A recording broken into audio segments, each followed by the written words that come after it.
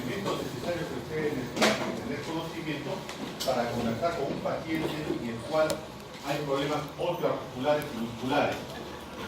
Entonces vamos a revisar algunos elementos necesarios desde el punto de vista de la anamnesis, y dentro de la anamnesis vamos a agregar filiación, enfermedad actual, antecedentes. Y lógicamente vamos a revisar elementos necesarios que uno tiene que hacer para examinar osteoarticular, tratando de evaluar síndromes. ¿Ok?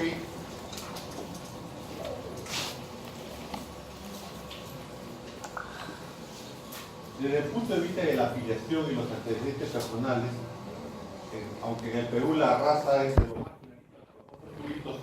somos mestizos, el que no tiene de Inga tiene de Mandinga, entonces no hay mucho elemento que separe razas, tenemos de todo, pero es interesante saber que los más blanquitos, ¿no?, están más expuestos al reumatismo poliarticular. Las gotas es otro elemento, otro problema de enfermedad que existe en las articulaciones y que está asociada sistemáticamente a todas otras enfermedades. Se dice que en los esquimales, la gente que vive en los polos, en la cual por el frío tienen que hacer sus casas en forma ovoide, con una entrada muy pequeña para el frío es muy intenso, esta gente de todas maneras tiene una semiflexión para poder caminar, y en ellos hay un gran problema de hundimiento discal en L5 debido casualmente al hecho, ¿no?, de que esto es un tema de idiosincrasia. Podrían decirse algunos que es hereditario. Por el punto de vista de la edad, ¿qué problemas articulares, qué problemas de molestias de las articulaciones pudiera haber? Entonces, se dice que en los jóvenes, ¿no?, el reumatismo poliarticular, cuya frecuencia es menor de 20 años, ¿no?, denominada la enfermedad de Still, pudiera existir, la enfermedad de las articulaciones, ¿no?, en general. Se dice que la artritis y la artritis aguda, ¿no?, es debido sobre todo a tuberculosis. La tuberculosis es una enfermedad sistémica que agobia a nuestras personas de nuestro país, sobre todo en los países en vía de desarrollo como el Perú. Esto puede ocasionar molestias, ¿no?, en la edad de juventud. Cuando ya vamos avanzando el tiempo, 20 a 30 años, comienza a aparecer la espondiloartritis anquilosante como un problema sindrómico de enfermedad. Y después de los 30 a los 50 años, los problemas reumatoides, ¿no?, comienzan a ser parte de ello, y también la gota. Por supuesto, después de los 60 años, las osteoartrosis, las osteoporosis y las neoplasias son elementos que tenemos que tener en cuenta a partir de las molestias articulares que puede tener una persona. Por el sexo, paciente que viene con problemas articulares, paciente que tiene limitada funcionalidad, movilidad de las articulaciones, que presenta dolor, ¿no?, desde el punto de vista anamnésico. Todavía no voy a examen físico, estoy en anamnesis, estoy preguntando al paciente sobre sus problemas, ¿no?, de síntomas y signos. Entonces tengo que tener en cuenta que en la mujer, en relación al hombre, la artritis reumatoidea es más frecuente que en el varón. La proporción de 5 a 1, la artritis reumatoidea es más frecuente en la mujer que en el varón. En la mujer después de los 50 años, las alteraciones estáticas vertebrales, como son la cifosis dorsal, la hipertrofia lumbar, están en relación a un síndrome doloroso osteoporótico posmenopáusico. Al terminar el ciclo menstrual, el ciclo ovulatorio en la mujer, lógicamente los estrógenos comienzan a disminuir, y por lo tanto estos que funcionan normalmente como fijadores de calcio ya no existen, y el calcio se comienza a perder más rápidamente en la mujer que en el varón. Y a esto le llamamos casualmente, ¿no?, un problema osteoporótico posmenopáusico. Recuerden que la mujer, justamente después de los 45 años, comienza a disminuir su estatura con mayor velocidad que el varón. En los varones, por la edad, ¿no?, y por el sexo, la espondilosis deformante Es un hecho que hay que tener en cuenta. Y siempre en el varón, la gota. Estamos hablando siempre de la gota. Hay procesos infecciosos de transmisión sexual, la gonocostia, la gonorrea, el gonococo, el diplococo gram negativo intracelular que existe. Puede pasar desapercibido muchas veces en la fase aguda, y esto conlleva a una fase crónica en la que existen las enfermedades, ¿no?, infecciosas de tipo gonocóstica, como problemas de artritis gonocóstica. Entonces, sobre todo en el varón, hay que tener mucho en cuenta estos detalles. Filiación, lugares de residencia. Hay pacientes que tienen problemas articulares, sobre todo de tipo dorsal y lumbar. Y si hablamos de procesos infecciosos, la brucelosis es un hecho importante que conlleva a la lumbalgia o a la dorsalgia como una forma de expresión de la enfermedad. En áreas donde hay producción de ganado vacuno y fundamentalmente caprino y ovino, ¿no?, las leches que no son pasteurizadas adecuadamente pueden llevar asociadas a la ingesta de Brucella melitenses y por lo tanto tener solamente un síntoma como molestia, el dolor dorsolumbar, fundamentalmente. En las zonas húmedas y frías, ¿no?, con cambios climáticos altos, el reumatismo articular es una forma de expresión de problemas articulares. En zonas donde se utiliza el agua, tal como sale de los manantiales, salen de las zonas altoandinas, pueden estar acompañadas de sustancias nocivas para nuestro organismo, en proporciones altas. El hierro, el flúor, el calcio, son elementos que pueden ser parte del líquido, elementos que tomamos, y estos elementos, estos oligoelementos, pueden ser causantes de problemas óseos, mialgia y artralgia. Esto es importante recordar.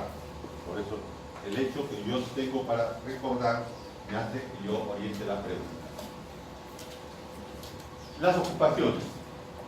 Desde el punto de vista de las ocupaciones, las posturas prolongadas pueden conllevar casualmente a hechos de problemas osteoarticulares, de enfermedades osteoarticulares, ¿no? Y por lo tanto hay que tener en cuenta estos hechos de actividades laborales que pueden incidir en los movimientos de articulares distales, muñeca, codos, rodillas, tobillos, y que pueden producir casualmente artralgia, dolores intensos tipo artrálgicos que condicionan enfermedades posteriores. Como un ejemplo, las gentes que se dedican a la lavandería, que están siempre manejando muñecas y dedos de las manos, pues son personas que están más predispuestas a tener enfermedades osteoarticulares. Los odontólogos, que tienen que manejar en campos muy pequeños los elementos de los dedos de las falanges proximales y distales, también tienen problemas con el tiempo, ¿no?, de problemas osteoarticulares. Antes lo tenían en relación a la columna dorsolumbar, pero desde que ya utilizan actualmente las sillas anatómicas que ponen delante de sus pacientes, esto ha disminuido totalmente, ¿no? Los sastres, que ya no hay en la época actual, con poco lo que hacía hacer ropa de forma individual, ¿no?, gente que tenía una posición de estar sentado en una silla con las piernas cruzadas para poder trabajar los sacos, para trabajar elementos. Entonces estas personas también tenían problemas articulares.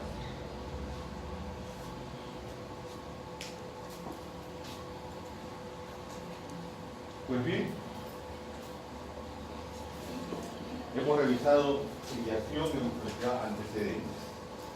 Revisemos la enfermedad actual desde el punto de vista del dolor. Una de las causas por la cual el paciente busca atención desde el punto de vista osteoarticular muscular es el dolor.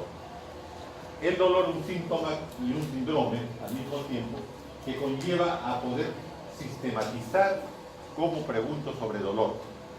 Ya ustedes han revisado anteriormente la sistematización de preguntas del dolor. Pero cuando hablamos de problemas de dolor articular o osteoarticular, hay que seguir un esquemita.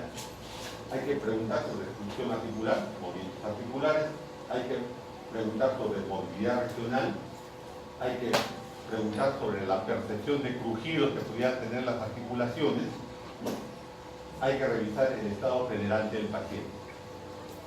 Entonces, el dolor tiene un esquema desde el punto de vista osteoarticular semejante al dolor general que ya se les ha descrito, pero que conllevan a tener una sistematización propia del dolor. En líneas generales, siguiendo el esquema que ustedes conocen, ¿no? El dolor hay que revisar características, forma de inicio, ritmo, proceso inflamatorio, el mismo puede ser de origen mecánico, funcional o neoplásico, preguntando qué tipo de problemas inflamatorios y haciendo contexto, unidad clínica de la historia clínica, podemos caminar hacia ello. Hay que preguntar sobre la extensión de la lesión y, en este caso, la irradiación del dolor, hacia dónde se dirige, o si es localizado en punto fijo, ¿no? Si hay o no tumefacción articular, revisar la movilidad articular, viendo en cada articulación si hay anquilosis pseudoarticular, si hay hipermovilidad y si hay laxitud articular. Hay que revisar también los ruidos de tipo articular. Entonces, ese es lo que hay que conversar con el paciente en relación a la enfermedad actual, en relación a dolor en el sistema osteoarticular y muscular. Puntualizaremos algunos de ellos. Por decirles, si hablamos de ruidos articulares, tenemos tres tipos de ruidos articulares: los chasquidos, los crujidos y los roces. Los chasquidos se deben a separación brusca de dos superficies articulares, hay enganche de un tendón con una proximidad ósea que se suelta bruscamente. Este hecho es conocido por ustedes típicamente como el conejo, ¿no? Me saco los conejos articulares, ¿no? Pero acá hemos hecho una descripción de lo que sucede fisiológicamente para que se produzca ese sonido tipo conejo, ¿no? Y por supuesto, siempre sucede por un roce entre dos estructuras óseas extracapsulares. También, en este sentido, hay que tener en cuenta los cuerpos libres que pueden haber en las zonas articulares que pueden producir estos chasquidos que ustedes lo conocen como conejos. El otro sonido son los crujidos. Y los crujidos generalmente se escuchan en personas que caminan en la noche, se levantan de su cama, personas de edad avanzada, se levantan a orinar, por decirlo, el varón que ya tiene problemas de próstata y se levanta a medianoche, hasta en 2 oportunidades, 3 oportunidades, las articulaciones de la rodilla fundamentalmente, producen crujidos, ¿no? como si fuera una bisagra no lubricada, ¿no? Y a esto le llamamos, ¿no?, crujido, y esto sucede como diagnóstico en artropatía crónica, la artrosis, por decirlo. Y hay otro tipo de sonidos, ruidos articulares, como son los roces, vainas tendinosas que frenan como roces, ¿no?, por procesos fundamentalmente inflamatorios. Se le pregunta al paciente si tiene estos tipos de elementos o ruidos articulares. Por supuesto que en el examen físico de repente los encontramos. Pues bien, esa es la parte de la anamnesis dirigida al examen osteoarticular. Paciente que necesitamos hacer el examen osteoarticular porque presenta molestias de limitación funcional de las articulaciones y fundamentalmente dolor. Limitación funcional, estamos hablando del hecho de no poder movilizar adecuadamente cumpliendo las funciones de cada una de las articulaciones, ¿cierto? Extensión, flexión, rotación interna, abducción, aducción, todos estos elementos.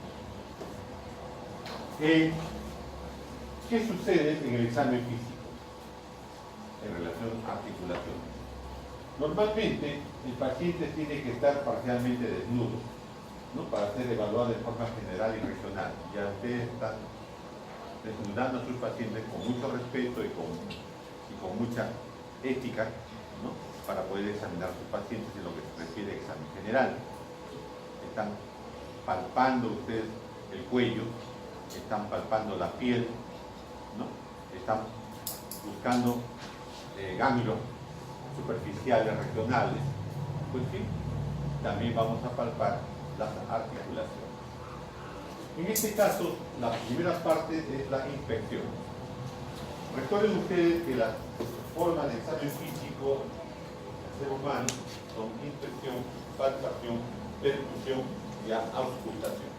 Pues bien, en osteoarticular fundamentalmente vamos a hacer inspección y palpación. Fundamentalmente inspección y palpación. Pues bien, a la inspección valoraremos en la observación en forma ascendente de pies a cabeza a un paciente. De pies a cabeza, generalmente. Es la mejor forma, la técnica más confiable. Se pide valorar la parte general, primeramente, que ya lo hemos hecho en la historia general. Actitud, constitución, postura, estado de nutrición y en forma dinámica la marcha. La marcha. Eso es línea general. Ahora bien, en examen regional, ¿cómo vamos a valorar al examen osteoarticular en la parte regional? También, en forma más aceptable, ¿no? Por todos los semiólogos nos dicen que primero debemos valorar la columna vertebral, después la cadera, los miembros inferiores, subimos después hacia arriba, los hombros y los miembros superiores. Esa secuencia es la ideal. Esa secuencia es la ideal. Doctor, pero yo quiero, a mí me va mejor con otra secuencia que lo he leído en tal libro. Cuando usted sea médico, la profesión es una profesión libre, en la que nosotros somos autores y manejamos nuestro propio destino, que hace la mejor forma para llegar a encontrar un diagnóstico en su paciente. Cuando estamos aprendiendo, lo que se les enseña y lo que se les dice son elementos aceptados en forma general para poder actuar. Pues bien, columna vertebral, cadera, miembros inferiores, hombros y miembros superiores. Este es lo ideal. La columna vertebral generalmente se examina conjuntamente con el área de la cadera, el pubis, el coxis, el sacro, estos elementos óseos. Al paciente, desnudo desde el punto de vista de la zona, ¿no? Y descalzo, se le evalúa desde 3 puntos de observación: anterior, posterior y lateral. Y desde el punto de vista del movimiento, sin movimiento estático y con movimiento dinámico. Se sigue así. Estática anterior, estática lateral, estática posterior, inspección dinámica de cada uno de los miembros.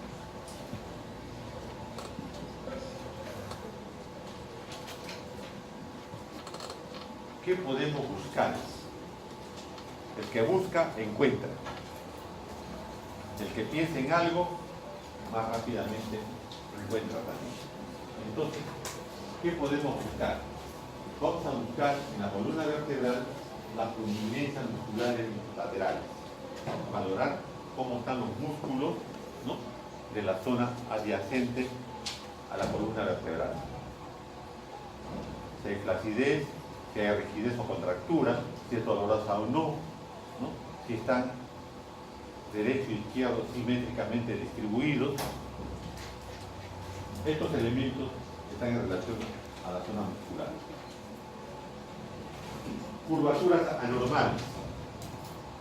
Normalmente saben ustedes que tenemos la cifosis, la escoliosis, ¿no? Y ¿qué más tenemos? Cifosis, la obturación hacia la región anterior, ¿no? Lordosis en la zona de la curvatura hacia anterior, y la escoliosis en relación a la forma lateral de la desviación de la columna. Lógicamente.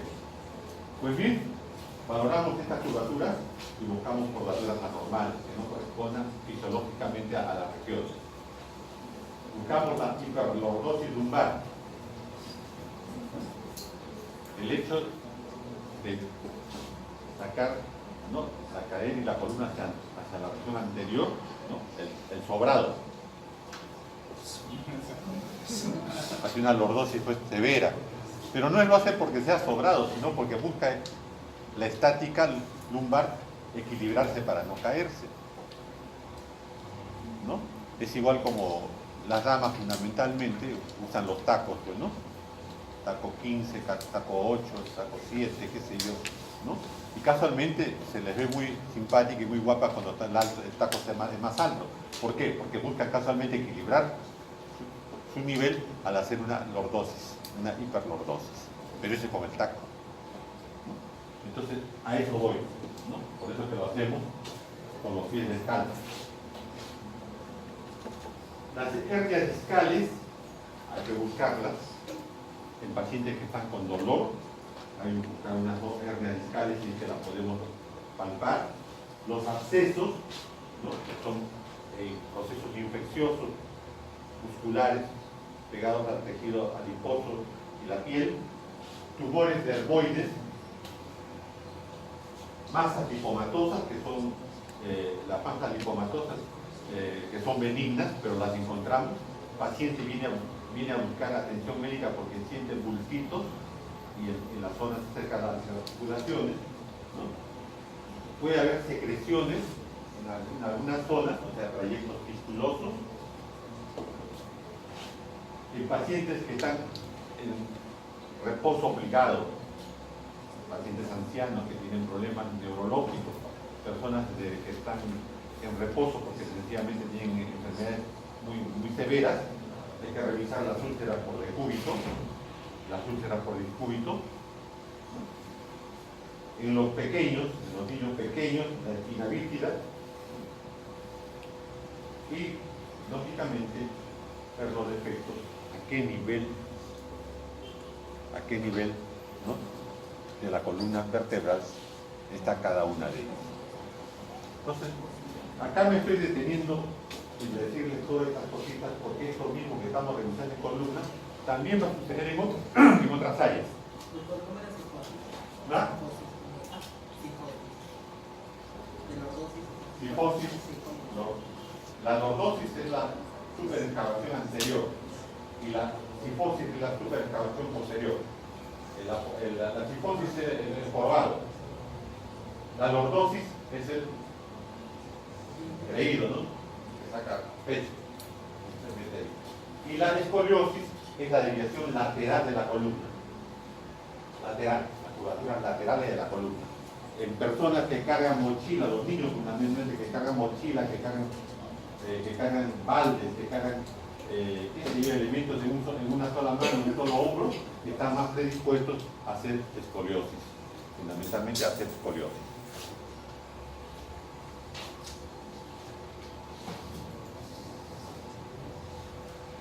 También tenemos que revisar puntos o zonas dolorosas que pueden indicarnos diagnóstico.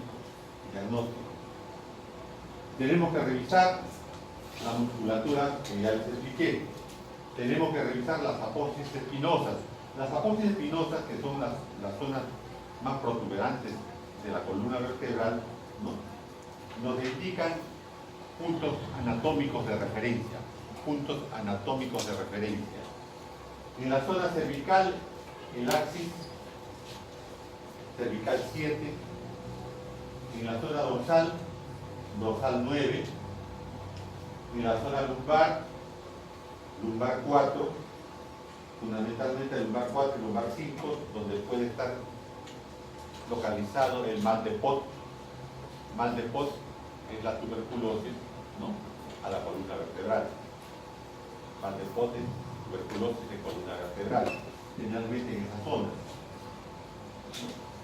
En la zona sacra hay que palpar la cresta sacra, S2 y S3, y el hiato sacrococcygeal buscando una anomalía como es la membrana del hiato, sobre todo en niños pequeños. Entonces, cada uno de ellos están en relación justamente a elementos anómalos que debiéramos buscar.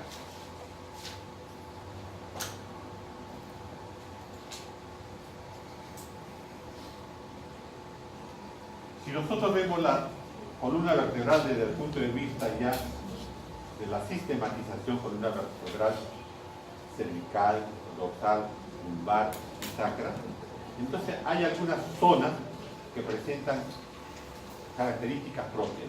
Por decirles, las cefaleas, los dolores de nuca, los dolores de hombros, la escápula rígida, que está en relación fundamentalmente a tensión muscular en la región cervical. En la región cervical. Puede haber en la zona cervical, en la extensión del cuello fundamentalmente, puede haber dolor intenso que limita la función del cuello. Y ese dolor intenso que limita, fija al cuello en una posición, ¿no?, contra el dolor, puede deberse a problemas de compresión radicular. Y esto no solamente produce dolor localizado, sino que al comprimir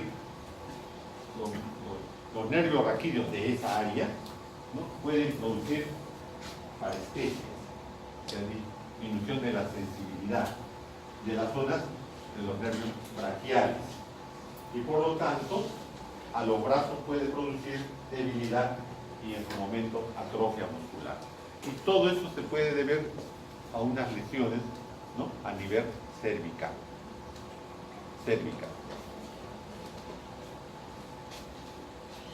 Esto mismo que estamos conversando de la región cervical también sucede en la región dorsal. Podemos encontrar masas musculares atróficas, podemos encontrar dorso en tabla,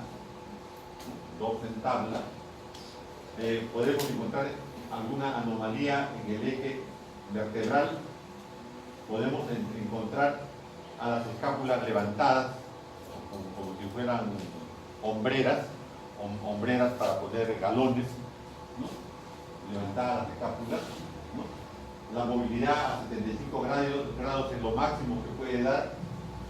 Puede haber problemas para poder respirar adecuadamente, la expansión torácica está disminuida, y todo esto por anomalías de la región dorsal.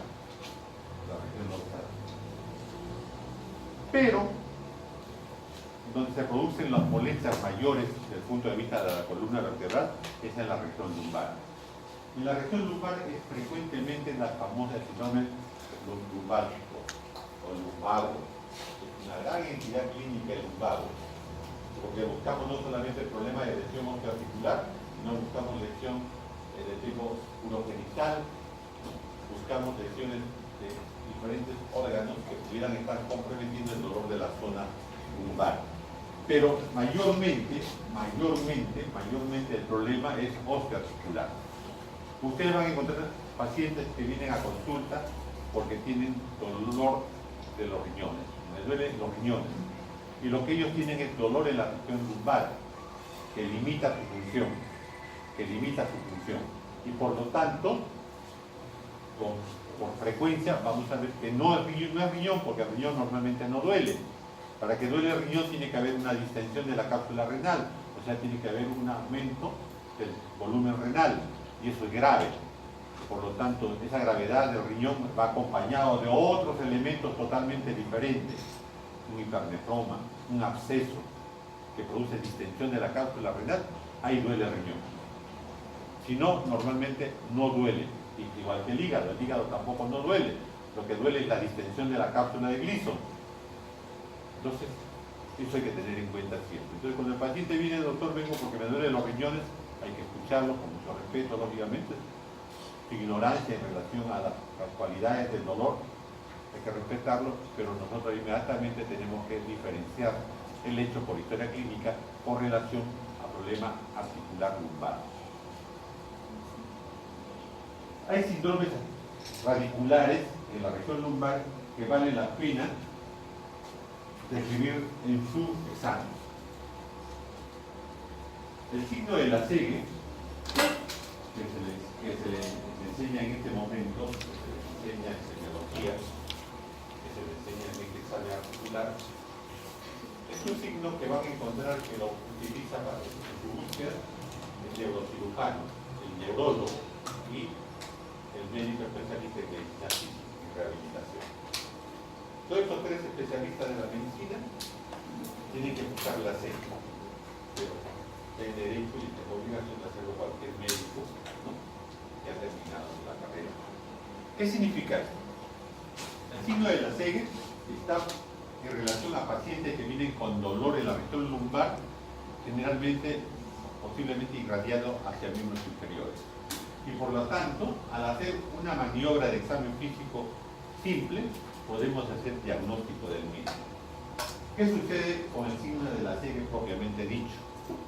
Es un dolor en el territorio del ciático cuando se eleva el miembro inferior con la rodilla extendida a 70 grados. Paciente acostado en decúbito dorsal con dolor lumbar y queremos hacer el diagnóstico diferencial de dolor, le hacemos el segue levantando el miembro del lado adolorido hasta tratar de ponerlo a 90 grados, pero el mismo se produce el dolor a 60 grados. El paciente requiere dolor a esta altura, no puede llevar hacia la zona de 90 grados. Ese es el dolor, ¿no?, del ciático. O sea, hay compresión del nervio ciático. Compresión del nervio ciático, la segue positivo propiamente dicho. ¿Sí? Muy bien. Hay otro lasegue. Seguimos con los lasegues. Hay un lasegue que ya no tiene que ver con el ciático, sino con los problemas radiculares. Es el lasegue contralateral. El lasegue contralateral positivo nos está haciendo diagnóstico de radiculitis. ¿En qué consiste? Aparece el dolor en la extremidad enferma al hacer el lasegue con el lado sano. Este signo es mucho menos frecuente que el lasegue propiamente dicho, posee un gran valor como signo de radiculitis. Hay compresión radicular en la zona final, casi al llegar al córtex. Entonces, ahí el paciente tiene un dolor en la contralateral, al lado opuesto del posible proceso de lumbalgia. En este lado sería el lado derecho, pero a él le duele el lado izquierdo. Y esto es radiculitis. Ya no es ciático. Ya no es compresión del ciático.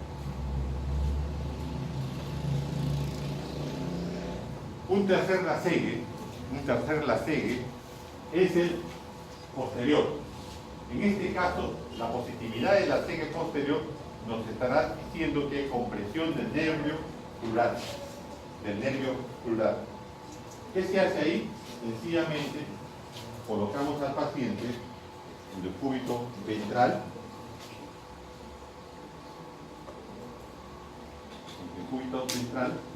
y se le hace superextensión del miembro y va a tener dolor en la zona crural.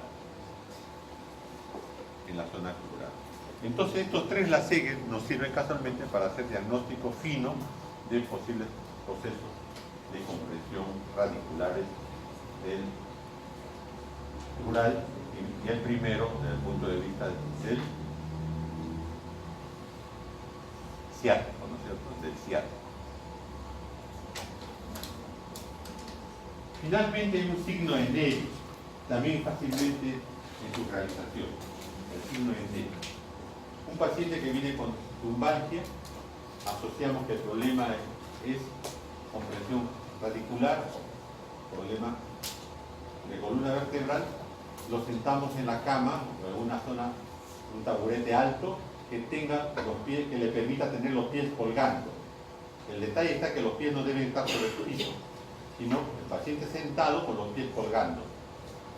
Y por lo tanto a este paciente se le hace que lleve el mentón sobre el pecho, rápidamente. Es positivo este signo de Nevi cuando ese hecho de llevar el mentón sobre el pecho, el paciente sentado con los pies colgando, produce dolor intenso en la región lumbar. Produce dolor intenso en la región lumbar. Entonces tenemos un hecho importante, ¿no?, que sucede en compresión cerebral.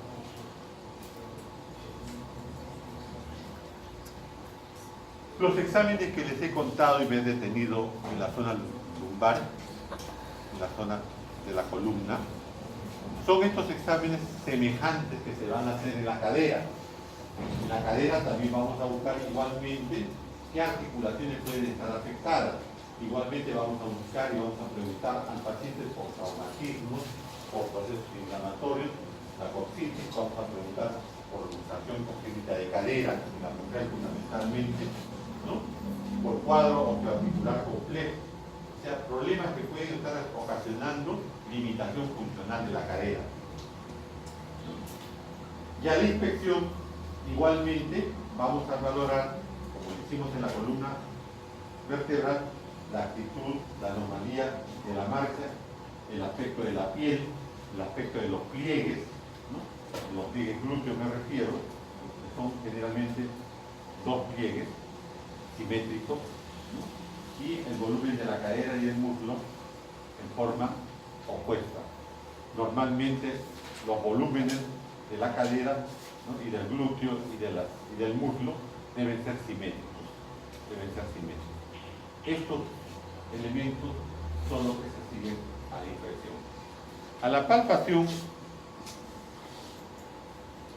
igualmente, así como hicimos en columna, igual valoramos la piel, las masas musculares, los ganglios, en este caso los ganglios inguinales y los ganglios rurales, ¿no es cierto?, la movilidad de la cadera y el dolor posible que pudiera haber en las articulaciones, ¿no?, sacrococcígeas, ¿no?, fundamentalmente.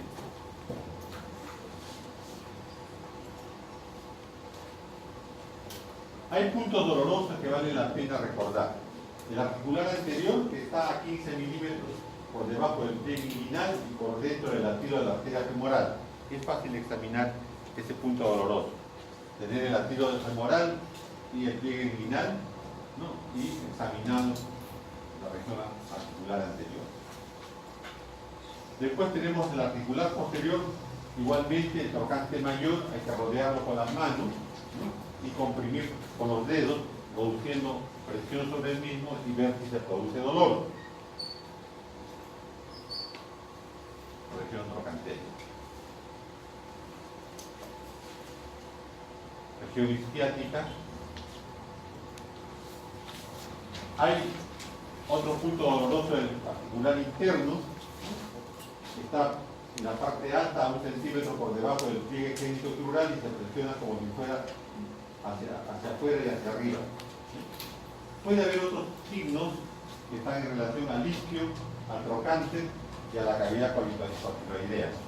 Esto es más que todo desde el punto de vista de medicina física y rehabilitación y de los traumatólogos. Pero es importante hablar del articular interno para buscar dolor, siempre buscando dolor. Pues bien, eso es en relación a la cadera, ¿no?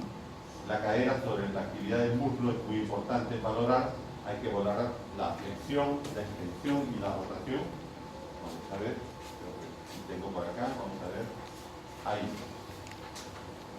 Valoramos, en este caso, en esta fotografía, estamos valorando cadera, estamos valorando miembro inferior, muslo, estamos valorando rodilla, pierna, tobillo. Miren ustedes, valoramos casi todas las articulaciones de ese lado, basado en lo que ustedes conocen: extensión, flexión, rotación interna, interna. Ahí tienen una flexión, ahí tienen la abducción, apertura, de línea media hacia afuera, aducción, pasando el miembro inferior sobre la línea media, rotación externa, siempre buscando movilidad y dolor, limitación funcional y dolor. ¿Tiene que ser rodilla hundida o no? ¿Diga? ¿Rodilla hundida o puede ser? Sí. Sí. Ahí tiene rotación interna. Extensión, pacientes de cúbito ventral.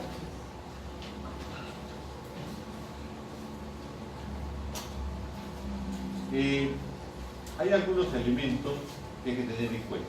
¿Qué anomalías puede haber?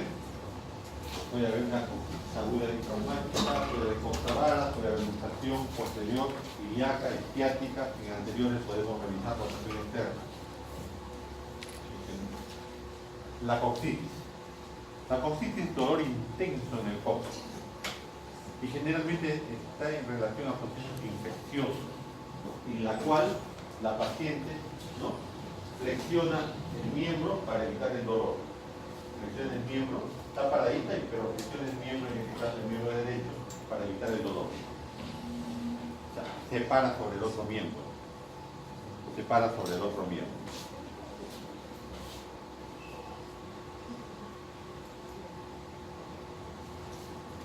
En miembros inferiores, seguimos bajando, igualmente hay que valorar, ya esto es reiterativo, ¿no?, de acuerdo al sexo, ¿no?, en hombres, las artritis agudas, en las mujeres las artrosis 3 a 1, ¿no?, por la edad hay que manejar la tuberculosis como problema de enfermedad, ¿no?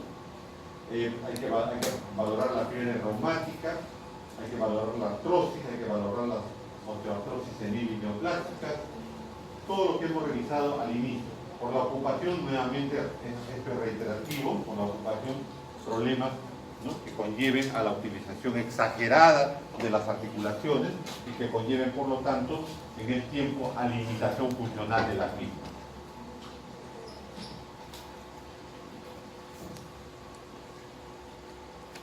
Y la longitud de los miembros es muy importante.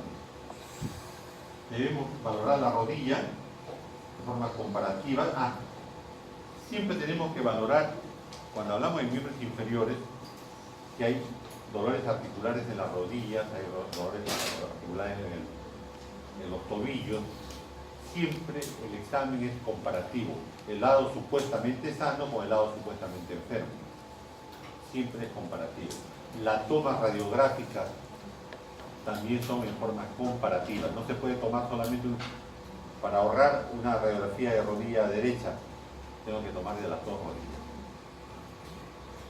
Lo que sí es importante para ustedes es que sucede que no todos tenemos la suerte de tener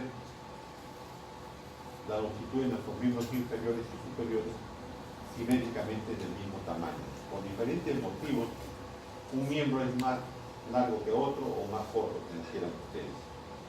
Cuando en los miembros inferiores pasan los 2 centímetros de diferencia, ya tenemos problemas de postura y de marcha. De postura y de marcha. Entonces, hay la forma como se puede medir la longitud de los miembros. En la longitud de los miembros, esta es longitud verdadera, ¿no?, longitud verdadera, se valora punto superior, espina ilíaca antero superior, ¿no?, y la zona del malleolo interno.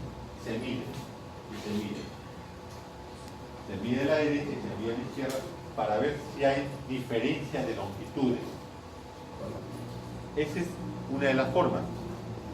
Es una de las formas, con 1 centímetro de sastre, con 1 centímetro de sastre, la mejor forma de medir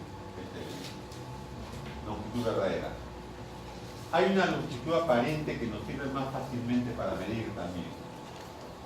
Igualmente, el punto referencial superior es la parte final de la apófisis cifoide, del esternón, el apéndice cifoide, ¿no?, y se lleva hasta el malleolo externo. Hasta el malleolo externo.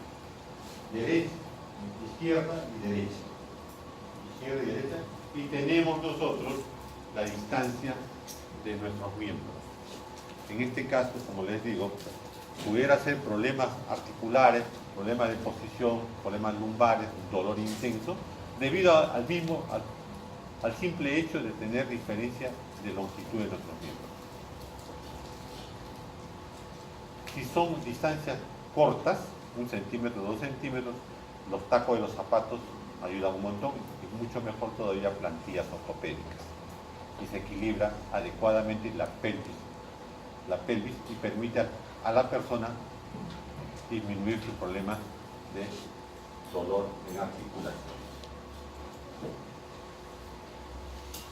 El signo del témpano es un signo que se utiliza para buscar si la tumoración de rodilla, corresponde a un tumor sólido o a un tumor líquido. El hecho fundamental es que mis 4 dedos están sobre una rodilla en el hueco popliteo y mis pulgares están sobre la rótula. Punto fijo, la zona poplitea. Punto móvil, mis dedos pulgares. Aplasto la rótula hacia abajo y será líquido si ésta se hunde como un témpano y vuelve a subir. Si se hunde como un témpano y vuelve a subir. Ese es el famoso signo del témpano. Será líquido, será derrame articular, en este caso derrame articular de rodilla, el hecho que encontremos el signo del témpano.